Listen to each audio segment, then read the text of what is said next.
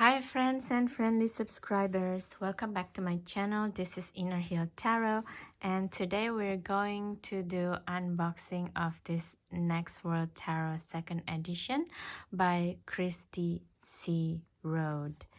Okay, and this is not the pocket edition, but it's the full size, if you will. Is that how you call it today? The full size versus the pocket size of tarot deck. I'm not sure, but I will say it full size. So what it means is actually the card might be bigger instead of the small pocket cards that usually better for smaller hands like me. But yeah, I prefer bigger cards actually, because it's yeah, I love the artwork, you know. I want to see better. So yeah, let's do this. So for you that new to my channel and you stumbled upon this video, so welcome. And if you like my videos, please don't forget to subscribe, share and comments, because that's the fastest and the easiest way for everyone to help this channel to keep on growing. And I love to do this type of videos and also deck interviews. Yeah, so thank you so much as well on top of that to already helping me by watching this video. So okay, so this is very interesting because I thought will be like you know, glued on the box in itself, but instead of like, this is just a piece of paper that was put on the back of it. Never mind. So let's see, this is like a nice box in itself. It's a bit dented from the factory. It's empty lining. Okay, wow, this is like really big cards actually. It's yeah, this is more like for not for working, I guess. This is more for altar size card deck. All right, so let's see. So the Next World Tarot is published 2021 in here, but I think I saw a lot of Next World Tarot even prior to that, so I don't know what to see. I don't know what to say. All right, this is confusing for me with the edition, but for sure this is the second edition. But the first edition, I mean, I'm a little bit confused when it was then. Please let me know in the comments if anyone of you know. So the Next World Tarot have a lot of aims. Basically is it's aimed to decolonize the stories of our grandparents, dismantle the patriarchal foundations, is a femme hacker eager to out the truth and tired of compromising her body for stability. So there's a lot of things to say in their manifesto. Christy C. wrote. Interesting. Okay, so now we're getting to when it's created. It's created in 2017 with graphite pencils, graphite. Revolution lies in our ability to manifest our truest selves, in our ability to see total justice, and our deepest awareness of the only system greater than us, the galaxy. Alright. So instruction to read the Next World Tarot. We want to find ourselves in our decks and we want them to tell our story.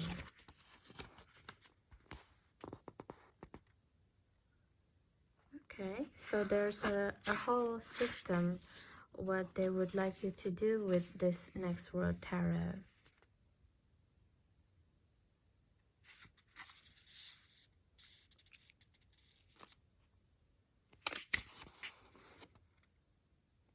And yeah, People call this Celtic cross, but actually I feel it's more like a Fibonacci spiral, really. And it should be like this. This also work, I guess, in a weird way. Okay. The book in itself is quite interesting as well, because it's quite bare, and it's only focusing on letting what the card means.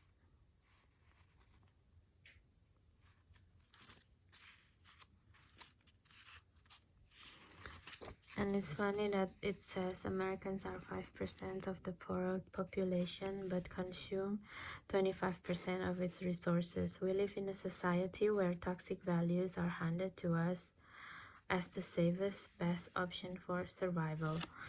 I mean, I don't disagree with it, but at the same time, I think there's a lot of other countries in the world also that's polluted more than America, to be quite honest. One of the countries is China. Why I would say that, because I used to live there and I see how production processes being done, and I saw it with my own eyes. That I used to work in a fabric factory, and they just throw away the toxic chemicals right into the river with no disregard, without any regard at all. That's what I meant, not with disregard. And yeah, to be honest, of course they produce all of this cheap stuff with toxic chemicals so that people can buy cheap material goods like clothing and shoes, right? And that is actually really fuel our FOMO, of course. But yeah, but I wouldn't claim so much about the toxic and handed down and what have you, because there's other countries as well. Maybe what it can be said is like curb your FOMO, fear of missing out feeling, you know, on the fast fashion, especially. And also from the food, we don't need to have like all same shaped tomatoes in our supermarket shelf, don't we? So that can be curbed as well. Yeah, but this paragraph is very interesting to read. Oh, it's from the devil card. Okay, that's good. Okay, it's very interesting. 8 minutes already in the video, so I was so surprised how big the card is, actually, to be quite honest. Really beautiful back. And yeah, let's just start the silent flip through of the second edition of this Next World Tarot. Enjoy.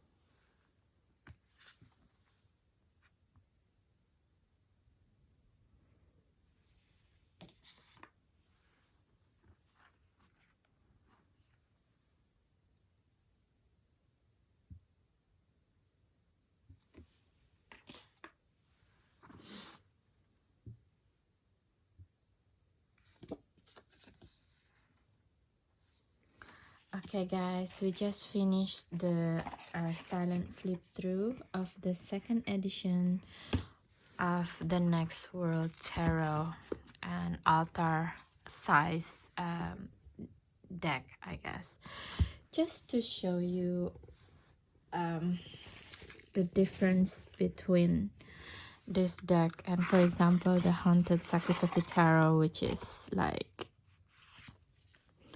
this. Like this is Los Carabio deck normally, how the size of it, so it's so huge, this deck. But never mind.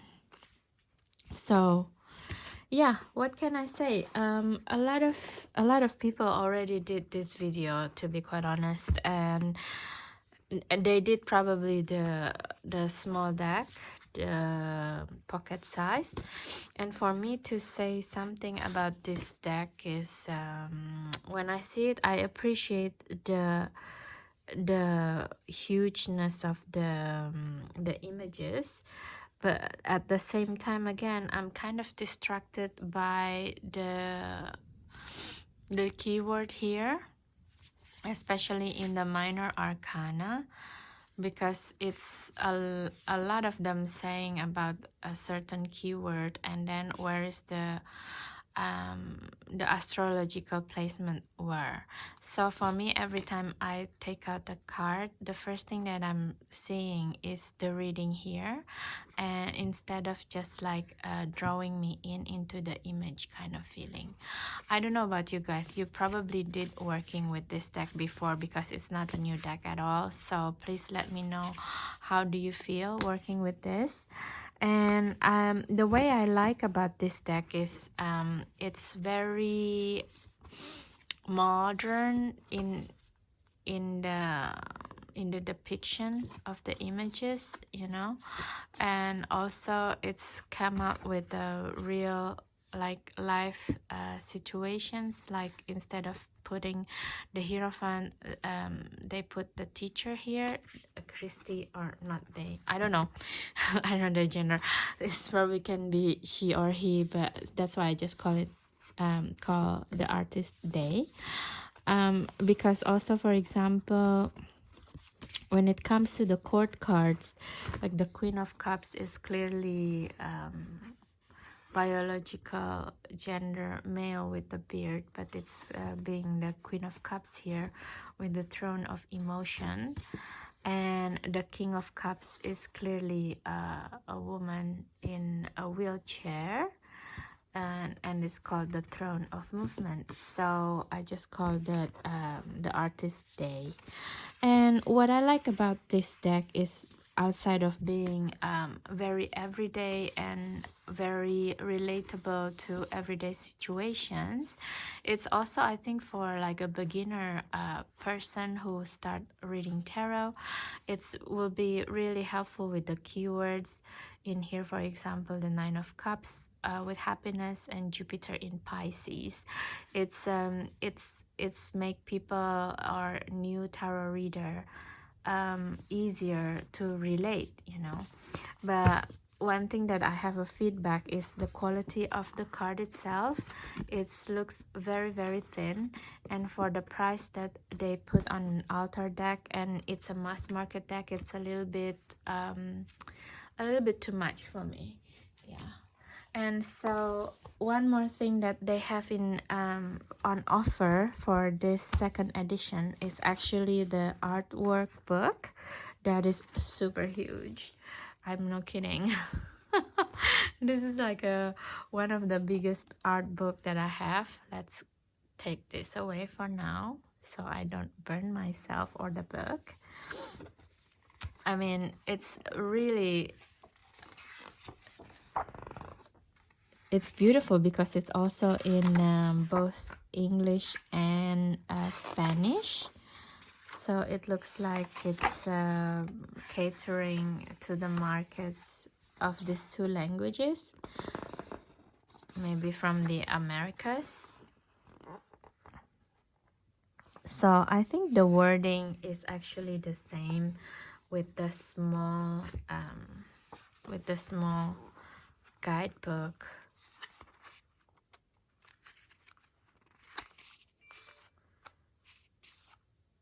You know, which one? Yeah, from this part.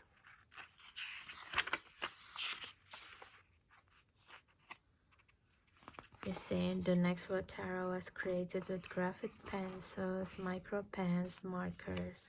So it's the same a little bit, at least from the introduction.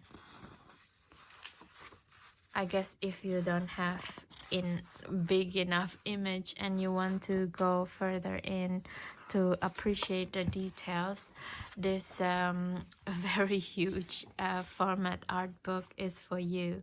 You know, like this deck of cards is already very huge, and this book is massive as an art book. So this is the size. So it's like a 4 of this deck. Yeah, something like that. So this is even bigger than, I think this is an A4 size book, or A3 rather. No, A3 is this size, so it's A4, I think. Slightly bigger than A4. So it's a massive book, art book. But I guess if you're into it and you believe in the message in here with the manifesto, you would you would prefer to support the artist, right? So the wording in here is basically the same with the small guidebook as well. If you're not a collector of the art book, I think to have the big altar deck is also already enough. But if you're like the artwork, like I said, because there's a lot to appreciate. For example, this one, the High Priestess. If it's like a normal standard deck, I don't think you will appreciate the pomegranate here and what is she doing with the hands. A lot of details can lost actually, but with the big art book, it's very clear that this is like a pile of pomegranates. That's, you know, talking about the richness of inner wisdom of the High Priestess, because pomegranate also in a Chinese folklore, it's symbolized rich, you know, because there's so many seeds in them. So it's just when you have one pomegranate in your altar for praying in a Chinese New Year, for example, it means that you offering wealth to your ancestor, and then your ancestor supposedly give you back tenfolds of the pomegranate. So you, as you see, this is like a whole load truck of pomegranate behind the High Priestess. So it means that she has so many techniques in her disposal on relating of each situation that she have in front of her, right? So it's good. So for example, like a small detail of the book is like, this bridge called my back, writings by radical women of color. If you have like the big deck, like what I have in here, the altar deck, I will call it now.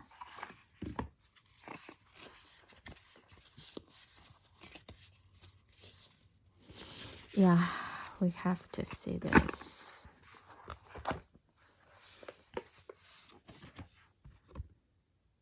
It's still readable, but you kind of have to be like very into it, and it's just not reading it in ease.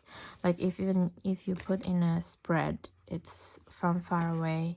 Like if you make a pick a pile video, it's not really clear to read for my eyes anyway. If you have like a eagle hawk eyes, probably you can read it, no problem. So I guess this kind of things, like what is the wordings that they have in each card, is just more clearly stated. Sorry, I'm flipping through pages that showing nudity, because it's not approved by YouTube guidelines. So yeah, I'm so sorry guys, but I appreciate the deck. So yeah, that's my hot takes and my feeling about this deck. To be honest, this in my opinion, this deck is very, very highly political one, with the manifesto and the gender bending.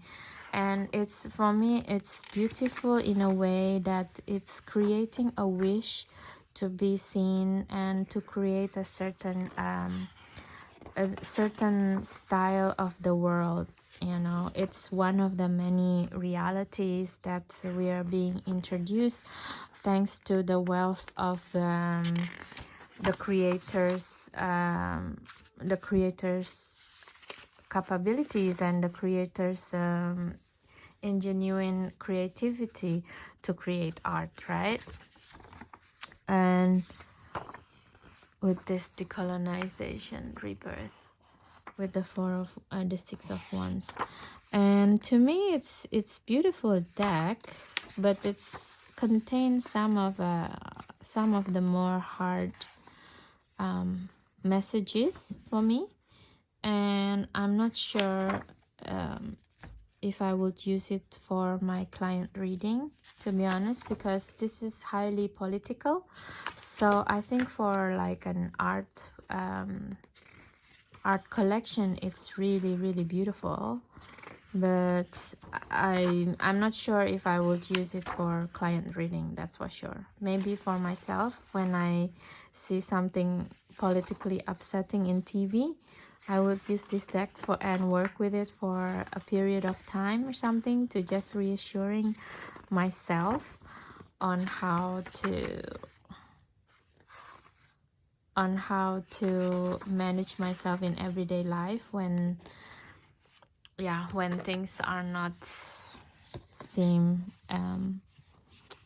very reassuring in the world, and have the belief that we also, like this deck, have the ability to change our narrative, because I think that is ultimately what this deck would like to have in society, the ability to change our reality using tarot as a tool to change our own minds by seeing a different kind of images and normalize them within the archetype of certain energy. It's beautiful. It's beautiful, beautiful deck. And also I feel a lot of intense emotion when I see the images, you know. It's because of all of these manifestos that translated to the image, that creating a different point of view of the archetypes. Like for example, this Queen of Pentacles with a biologically male, the Throne of Sanctuary, versus this King of Pentacles with clearly a woman. And it's have the saying, it's like a star of Hollywood daddy.